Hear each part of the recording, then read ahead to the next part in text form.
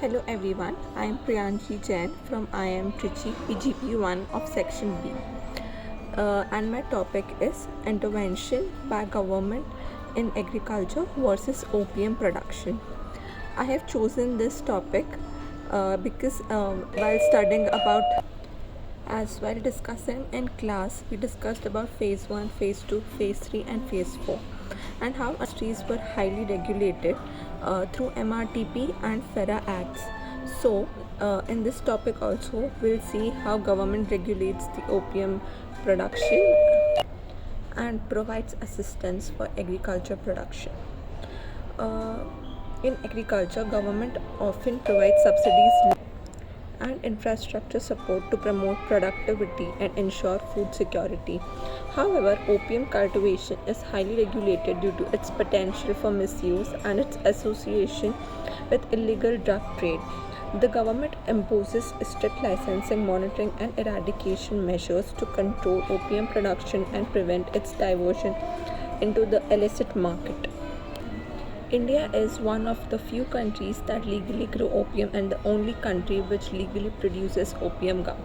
Opium poppy plant is the source of opium gum, which contains several indispensable alkaloids such as morphine, sedine, and thibine. These are used in treatment of cancer and asthma. The act which regulates the whole opium production is the NDPS Act, which empowers the central government to permit and regulate cultivation of opium poppy for medical and scientific purposes. The Government of India notifies the tracts where opium cultivation can be licensed as well as the general conditions for issuance of license. These notifications are commonly referred to as opium policies. Opium cultivation is permitted in the notified tracts in the states of Madhya Pradesh, Rajasthan, and Uttar Pradesh. The Central Bureau of Narcotics (CBN) Madhya Pradesh, under the Narcotics Commissioner, issues licenses to the farmers to cultivate opium poppy. Each field of every cultivator is individually measured by officers of the CBN to ensure that they do not exceed the specified limit. The cultivators are required to tend their entire opium produced to the CBN, and they are paid a price at the rates decided by the government. The CBN sets up weighted centers during the harvest season, and the cultivators bring their opium to these centers and tender the opium to the CBN.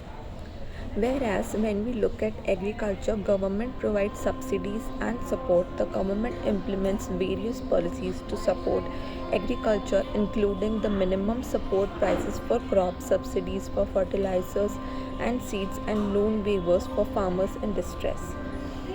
Government also focuses on increasing production. The government aims to achieve food security and improve farmer incomes by promoting agricultural practices that increases productivity.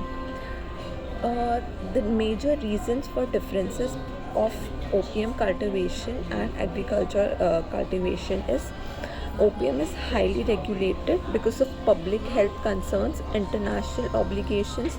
For example, India is a signatory to international treaties that control narcotic drugs. The government's monopoly ensures compliances with these obligations. And food security versus medical needs. Food security is a basic need, and medical need is also a basic need, but it has to be regulated so that power remains in good hands. Overall, government intervention in opium production is driven by public health concerns and international obligation. In contrast, its intervention in agriculture aims to boost production, ensure food security,